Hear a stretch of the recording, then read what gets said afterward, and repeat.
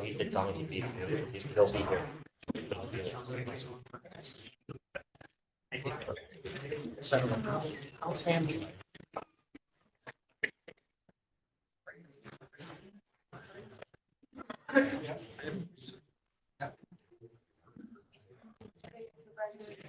All right. Please rise for the Pledge of Allegiance. Councilman Thompson, can you lead us, please?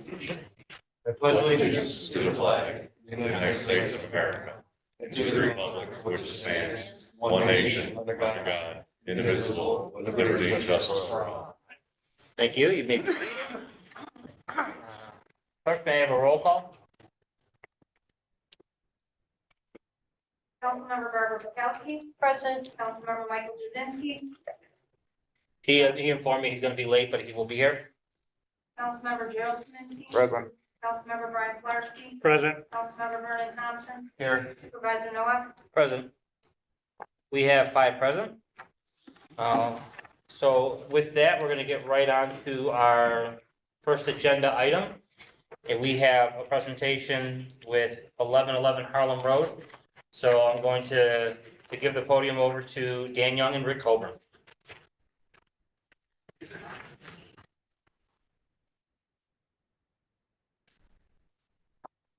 All right, good evening, folks. With 1111 Harlem, I'm going to bring up the developers to discuss their slideshow. This is part of the Restore New York grant under round 8 that the town approved or went in the grant with the developer for the 7 sites, particularly on 1 site. In 2023, this project here will see the town utilize that funding to get the site shovel ready. And at this time, it has all the recommendations needed. It has the rezone to bring it into the proper zoning district for the parcels that were part of the residential district previously. So this time I'm going to turn it over to Tony Giarpino and his team, and we're going to bring this before you guys tonight, just because there's 2 new board members that haven't seen the original presentation, which was done in 2023.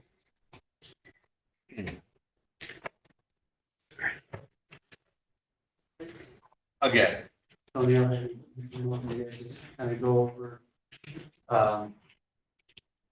what you guys are presenting here. Thank you, Dan and Rick. Trevor Hout with Pastor Associates. We're the civil engineers on the project here representing Greenleaf Builders, the client. Tony, the client for Greenleaf Builders. So just tell the story of the project.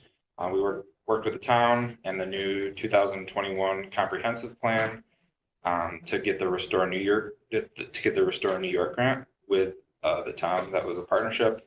The new comprehensive plan had the following goals that attracted the development team to Cheektowaga. It was to create neighborhoods that are diverse in housing choices and affordability, to establish signature gateway projects that welcome visitors to the town, to reshape auto-centric policy and improve walkability, and to create an urban mixed-use district that fosters the high and medium density developments and caters to residential projects on main transit lines. The 2020 to 2024 consolidated action goal plan from the town was to increase the availability of affordable housing. The Restore New York grant was received for the project with support from Governor Hochul and Senator Tim Kennedy. As Dan said, 2 of the 7 subject parcels were rezoned to a commercial district in 2023. The seeker negative declaration was pronounced on June 13th, 2023 by the town board during the rezone process. Our original application was for 93 units, as stated in the Restore New York grant. After conversation with the planning board and zoning boards and listening to their concerns, the proposal was revised to 79 units. The 79 unit proposal received site plan recommendation on February 8th, 2024, and the variances to support the project were granted on February 21st, last week, by the zoning board. New York State DOT was issued site plans and asked to comment on the development. since Harlem is a state road, and they had no comments on the proposal. Erie County Planning Department supported the proposal with compliments on the walkable orientation of the building. And finally, Erie County Legislature has recently declared a housing crisis in Erie County. Almost 50% of residents are paying more than 30% of their income on housing costs, and they're mandating the support of all affordable housing initiatives in the county. And just to flip through the slide deck to show our visual aids, we have a rendering of the site. Attached is the first slide. The next page is the elevation of the building. And the next page is some of the comparisons of the previous iterations of the site plan. There's the elevation. We're partnering with GLA Architecture that shows the materials and the height of the floors. And then this kind of shows where we've come from and how we listen to the boards, planning board and the zoning board's concern to eventually win their support on their recommendation and variances. So as you can see, in December, we came in with a 93 unit with a bigger footprint. And that footprint was shrunk and more parking was provided, so that 79 units and 79 parking stalls are provided on site, which is in line with the state's guidelines for this housing development. Okay. Did you have anything you wanted to add to that? I think he was spot on. Okay, great. So for the town board, are there any questions? I saw Councilman Pulaski, and we'll start with you. Councilman Pulaski. So you went from 93 to 79 units, and I was gonna ask how many parking spaces you have, and you said that right at the end, 79. My concern with this project and reservation from the beginning was the amount of parking spots or lack of. And I still feel there's a lack of. Is there any way you can squeeze in more? Because if you have 79 units, there's one car per unit. I mean, my wife and I, we have 2 cars. How does that work out? I mean, that's if everybody's only got 1 car. I get some are gonna have no cars. But that overflow is gonna go onto the streets, which there's very limited to no parking on that, and with alternate side parking, and then seasonal parking, a lack of snow removal, stuff like that, all worked into it. You're gonna lose spots along the way. So 79 being the amount of apartments is a risky, not counting any employees or staff going there. If you got a maintenance crew showing up or whatever, it's gonna be every spot, could be taken up, creating issues. Is there any room for adjustment to add more spots to that? So we provided a transportation demand management plan as part of our engineer's report, which analyzed these types of housing developments all throughout New York. We utilized the DePaul properties as most of the subject cases. And with the experience of the team, we were able to get data from the operations group of the license plates that were actually registered on site with all those. And so we have a very robust demand study that shows that we are providing enough parking spaces, especially with the affordable nature of the development. It shows that these people don't have access to vehicles that some other people may have the benefit to, that the town code is necessarily curtailed to. So the town code says 2 per unit, and the state regulations as guided by Governor Hochul and HCR states that you can cut those in half to be 1 per unit if it's on a main transit line. So fortunately, at the corner of Harlem and the other street is, I'm blanking, do you know what it's called? One down. Clinton, yes. At Harlem Clinton, there is a major bus stop for Niagara Frontier, and it's less than 100 yards from our site. And so the residents that we're catering to will be taking advantage of the multiple options that they have with buses and ride sharing and stuff like that. And we have a very robust transportation demand management plan that we submitted to the town. And we went through a lot of this with the planning board and zoning board to eventually get the variance to allow us to come in with this in front of you. And they felt that a 1-to-1 ratio was sufficient after we reviewed all our data. And typically with affordable housing, not every, the focal point is not necessarily a vehicle. So not every client, today I toured 7 sites within the state of New York that we have and that I built personally.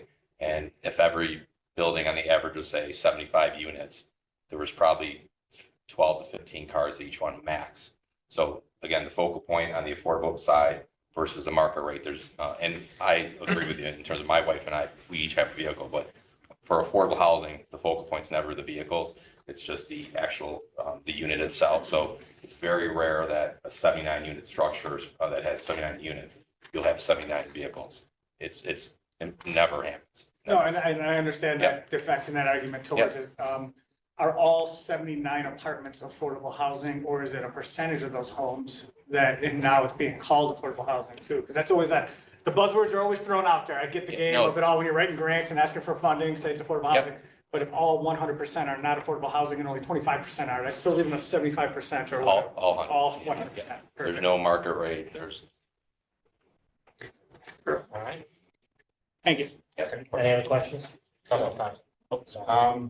Being that this will be geared towards, to be affordable housing, that can be very loose term nowadays because you have a lot of college students who are not necessarily one income, but, they will have vehicles and things like that. So it's not necessarily families that, aren't able to be fortunate enough to have a vehicle and using public transit. So are you thinking you may have college students and professionals that may have a vehicle that just can't afford this market? So typically, so our partner is Paston, which we have represented here right here. It's all based on average median income. The people that will be moving into this building will be people that already live in the neighborhood. It's not necessarily geared towards college individuals. It's for working people. And again, it's a lengthy interview process that Paston undergoes with each and every client. So it's not necessarily someone who is out of college. It's very rare that ever does happen. Again, there's a strict criteria for interview processes. Okay. Thank you. Yeah. Councilman Kaminsky. Yeah, have you got a view of the east side of the building by any chance? You have an east side view of the building? On the third slide, I believe.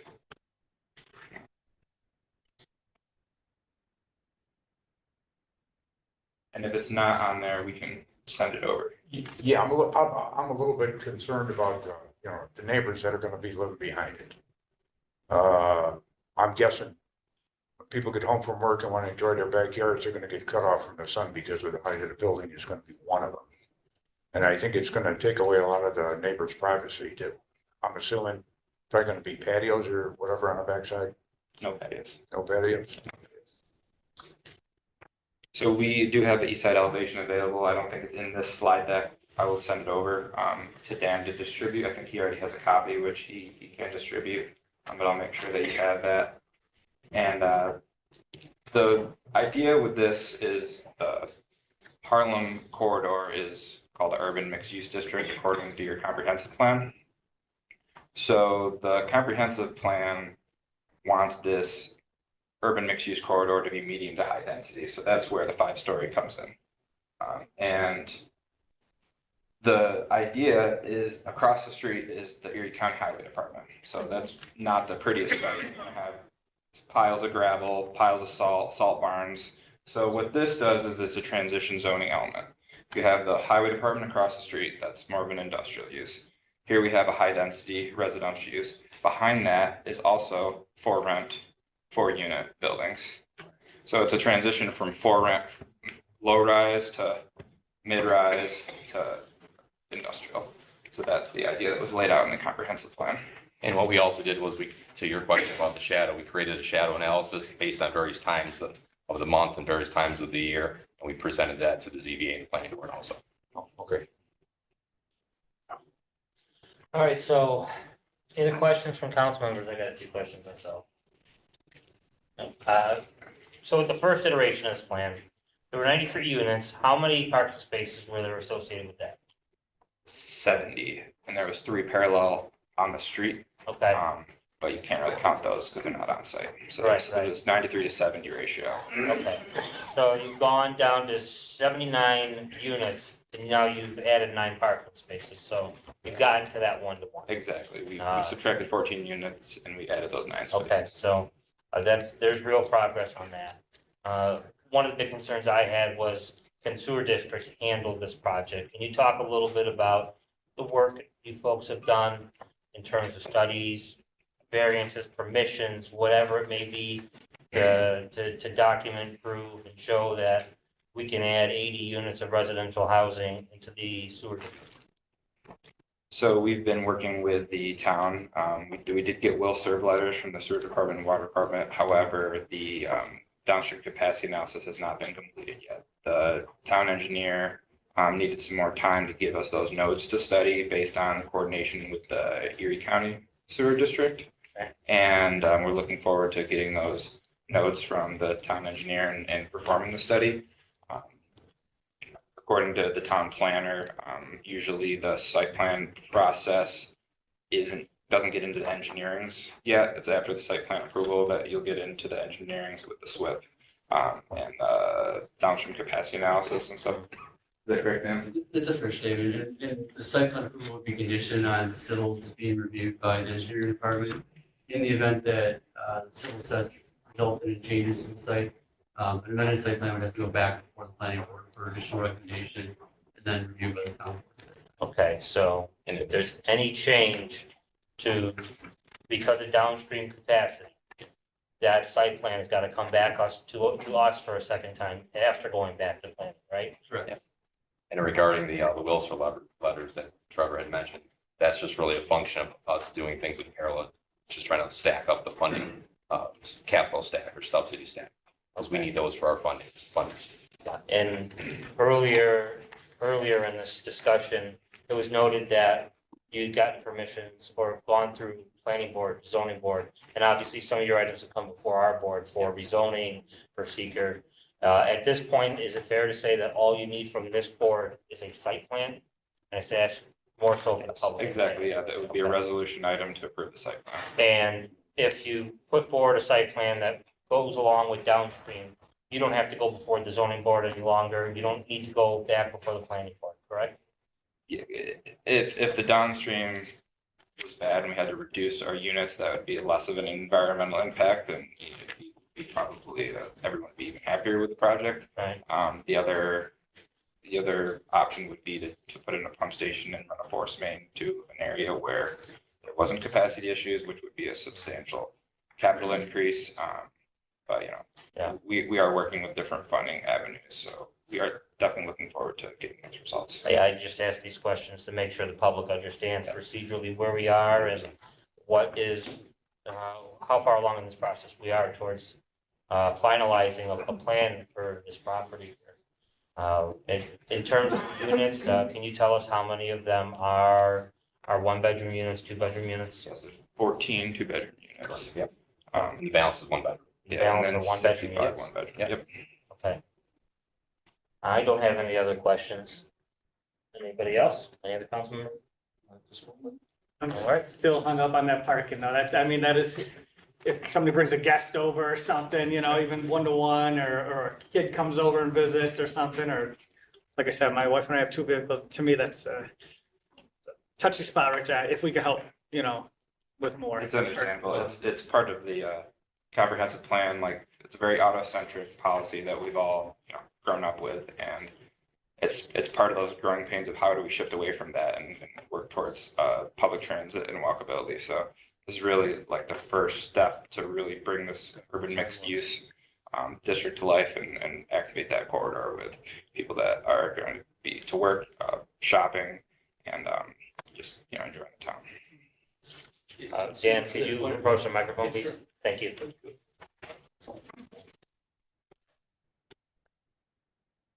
To your point about traffic, I can send over what was presented at the zoning board of appeals and I believe the planning board regarding the data metrics that they shared with both those review bodies. And then additionally, I can forward over a direct copy of the traffic management plan that was already was the project documents at this time. So I'll share it with all you ahead of just going up for vote. Thank you. One last question I had for Rick and Dan, with that in mind, can you talk a little bit about the timeline of trying to get the site plan resolution for this board? Warren. To that point, this project would be ready for March 2nd. March 12th. I want to share the data with you guys, and if there's any questions that return, we might have to push this to the second meeting in March. Yeah. It'll depend on what feedback comes from you guys, and we can go from there. We also need the downstream analysis, correct? Or is that not contingent on So the that data we're would be waiting? part of the resolution would be conditioned on civil. Grading and drainage and. So there will be downstream capacity. conditions in that resolution? Yes, the engineer Okay, has to that's all I sign just off wanted on to make that. sure we won't put the cart before the horse and approving something, No, only to find out, hey, it that's a doesn't meet fair. that, and then we gotta go back to planning and do it all over, waste So- everyone's time. One caveat for all development, and has been for a period of time, that there's an intent or requirement by every developer that has a sewer discharge in any one of our sewer sheds is required to take 4 times the amount of that water out of the system through an I&I initiative. So any inflows, they're required to review how much they're going to actually put into the system, and then we have to quantify some source of way they can eliminate 4 times that amount of discharge into that system as part of requirement for the development approval. So Pat's office will give the capacity that's could be in the system, what is being put into the system upon the developer's request. One thing I want to preface also about this project, there was a commercial restaurant and some history on that parcel with the discharges coming off those existing uses. That created havoc within the system, grease discharges, and the amount of volume of what actually got put into that system is, there could be a reduction even with the 79 units based on the amount of volumes that go into it, along with specifically what is going into it. So that's been recognized from the beginning when there was conditions about the sewer systems and what that might look like when we actually try to connect into it and what capacities are already presently there. Gotcha. Well, with that, I think the council members are all satisfied. I think we're all set. Anything else from the developer on this project? No, I'm good. All right. Thanks, guys. Thank you very much. Appreciate it. Thank you, Mr. Supervisor. Thank you, council members. Excellent. Okay. With that, we're gonna move on to old business. The first item is town board work session and meeting dates and times between Councilmember Pilarski and Thompson. Do you want to take that up to start? Yeah, so Vern, do you want to open it up or? Sure. All right. So Councilmember Pilarski and myself, we've made it known these past couple of meetings that we're looking to adjust or at least look at how our meetings are ran. And the goal in that is to have a little bit more structure. So we looked at changing it to the off weeks of meetings, first and third Tuesdays. We also looked at which departments that would involve, how would that entail everybody. There's a lot of moving parts to have these meetings, so we're pretty close to coming to a resolution on that, but you kind of factor in all of those things, and we're leaning towards keeping it the same, but adding a little more structure to these meetings to where it can be broken down in timeframes, because right now, as you know, it's easy to eat up 2 hours of time, but I think it's also important that council members have ample time to discuss new business and things that may have been brought up in previous meetings and never circle back to. So I think it's important to add structure to the current system, and there were a lot of things that we did look at, and we tried to make it as easy as a transition for everybody without changing and affecting as many people as possible. So if you'd like to Yeah. comment on the rest of that. And I think Councilmember Thompson said it best, is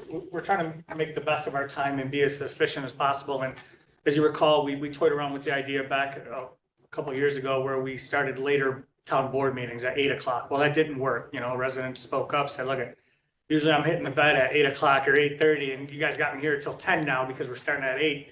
So we heard that, we listened, and we adjusted and went back. So we're going to try with, having a very strict timeline, within the work sessions. Perfect example is how it shows today on the agenda for the work session is 5:05 to 5:35 presentation.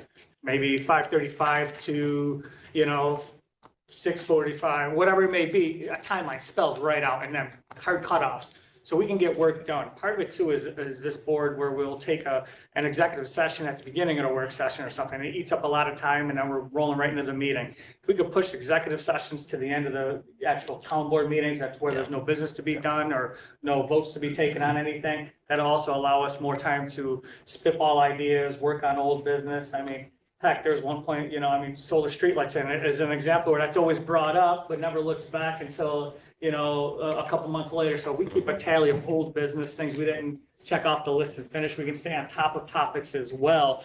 But this is just the first step. I mean, this is just a little baby step to see if this little adjustment helps fix things up a little bit rather than going to the full-blown extreme. Because ultimately, like Councilmember Thompson said, there's a lot of moving pieces. It's not just this town board here saying, hey, let's have a new time or let's adjust things. It's department heads, it's the clerk's office, the engineers, the lawyers, finance, it's everybody, and in this case also, because this is not our normal meeting space, it's the courts too, that we need to make sure they're available for that as well. So we're gonna try this, and if it Yeah. works, great. We got, lucky, and if it doesn't work, we go back to the drawing board and adjust a little bit at a time rather than just a big drastic change and saying, hey, even Tuesdays are, work sessions and odd Tuesdays are town board meetings. So we're gonna slowly move in the right direction, ultimately with the goal of getting Right. more work done. Well, one of the things I really wanted to see, and it's here already, we've been doing it since the beginning of the year, is the time limits. As long as we stick to those strictly and say you have 30 minutes for something, and our presenter this evening was done sooner.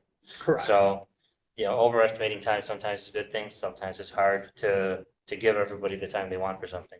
But we have to be sticklers. I mean, if the meeting is starting at 7 o'clock, we gotta make sure we're all in our seats out here, And Yep. I know it's not easy, but we gotta make that happen. When 7 o'clock hits, we gotta be able to get rolling, Yep. for that meeting.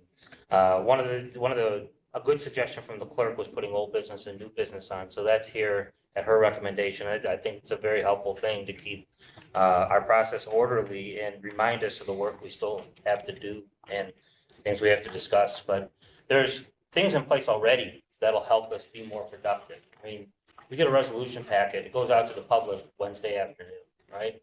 And I guess I'm gonna throw stones. There's times we get here and then all of a sudden, we're debating a resolution where it's been out for 6 days. And, there's no communication about somebody being upset about it or having questions or any of that stuff. I know in the last 2 days, I got every single one of you on the phone. I'm sorry I didn't have enough time for you. So, next time we'll have a 40-minute conversation that Vernon and I had.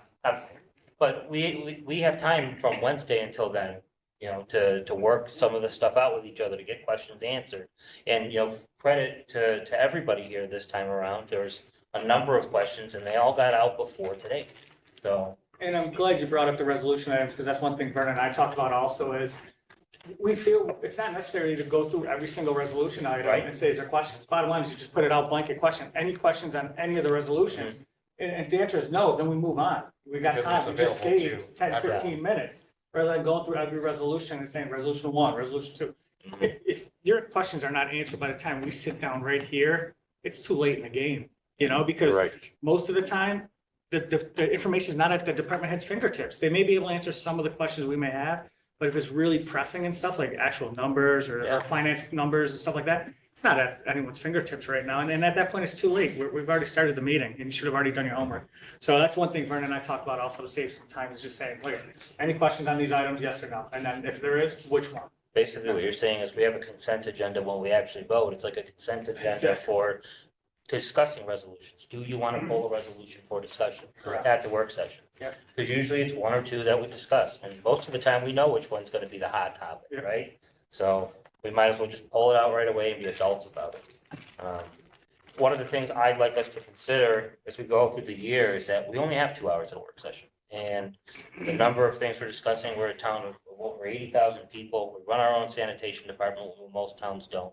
We've got a large mall, we've got an airport here, railroads that run through, all sorts of other issues that come through. Most towns don't have the size police department that we do. We're gonna need time at special meetings to discuss whether it's getting into the nitty-gritty of contracts, if there's controversial development projects, to take time to discuss aspects of that. Even to vote through some resolutions if we're getting backlogged and staffing departments or dealing with problems. I think we should rule that into our solution to this problem, that we talk with the relevant parties several weeks in advance and say, we're gonna call for a special meeting, for example, on a Saturday morning, where only the must-have people are there. If it's just to work through things and it's just the board members, somebody to open and close the meeting, we can do that with 7 or 8 people and that's it. As long as we plan it out, make sure that their schedules are aligning with ours. And that gives us time to do some of this work with these issues. And when we have these 2-hour work sessions, there's not that backlog haunting us, you know? So, Well, you know what, I gotta agree with Brian too, because even the executive sessions, I mean, people take the time out of their day, including in a lot of cases, department heads. I mean, Dave, I don't know how many meetings you've been to over the Too years. many. And the sad part is when they come in here, looking at, seeing what's going on in town, and then we leave for an hour. Sometimes it's longer than that in the executive session. What do? You know, and I would agree with the suggestion, maybe have it at the end of the town board meeting, so it really doesn't inconvenience anybody. But probably the biggest thing I've had to complain about over the years, and I can't even start to count them, the presentations that we have had during board work sessions, that in my eyes, we've never looked back on. They were basic. All they did was take up a lot of time where nothing got done. And that's where it gets to be a little bit crazy. We've got a fairly big town that we all, department heads, everybody has to run. And I don't think we need the distractions, and it's like I said, and I'll just use an example. All the presentations we had on LED lighting, I'm still getting them. I've got about 4 people driving me crazy over it. It's all over as far as I'm concerned. And it's like I said, we've just wasted so much time, and that's why I'm glad Kim brought it up, and I know Brian and I had talked about it too. Been on a lot of boards over the years, and I have never seen a meeting where there wasn't old business and new business covered. Just didn't make any sense. But it sounds like we're on the right track. I think we are on the right track. And another, concern that Vern and I both had were the cost of having our board meetings and having all the department heads here.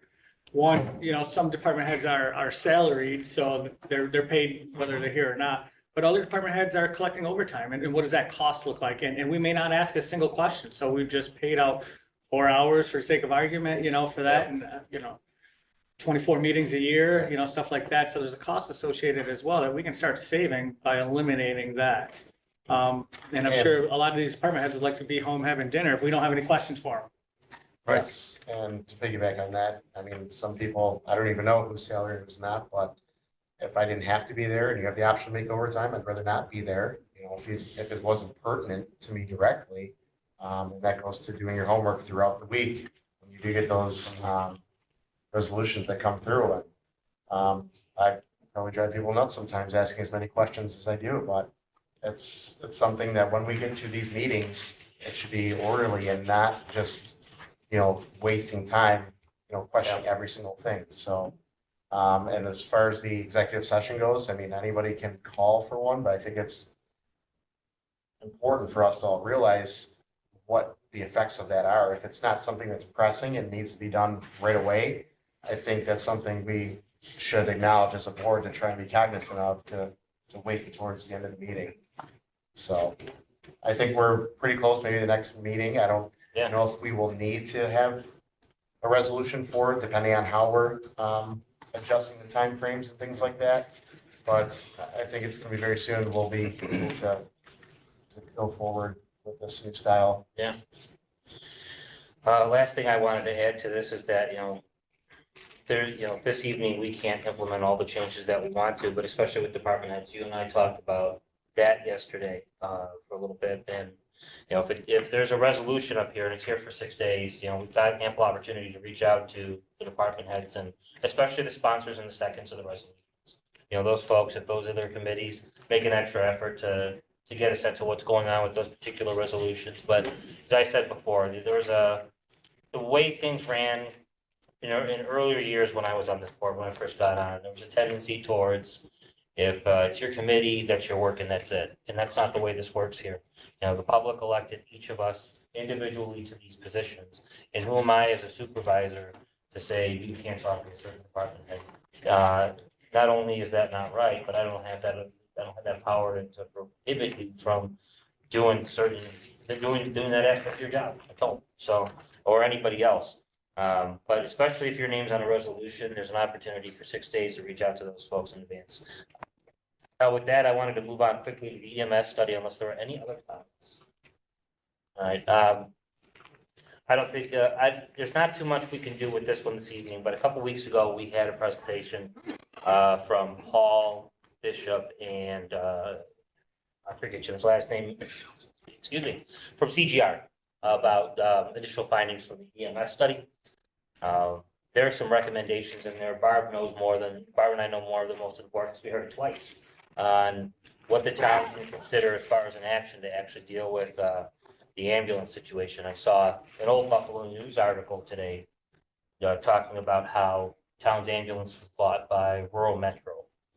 It's basically, we're in a situation right now where we've got a real dependency on AMR and a strong relationship with them. And they're doing the best they can with what they got. The volunteer fire service is doing the best they can with what they got. The hospital wait times are getting longer. I can get to all these specifics, but as a town board, we really have to put some thought into what that study is recommending. And there's multiple options that we have, and to really digest it and think long and hard about what we want to do, because rushing into any of those changes wouldn't be good for anybody involved. But if there's one particular approach we're interested in, we should start talking with our emergency manager and the other stakeholders to see what it would take to really implement that particular approach. So I just wanted to put that on everybody's radar to say, we got, to Councilman Kaminsky's point, we got a study and then they go away. I don't want this one to go away. So I don't think it's going to be one of those things we'll be talking about every 2 weeks publicly, but hopefully come the summer, maybe sooner, if we can get towards one particular approach we want to do, and then start figuring out how realistically we can get that done. And as I said, we're not going to be able to get to a new system of procedure tonight. I did want to make a motion to enter into executive session to discuss contract negotiations.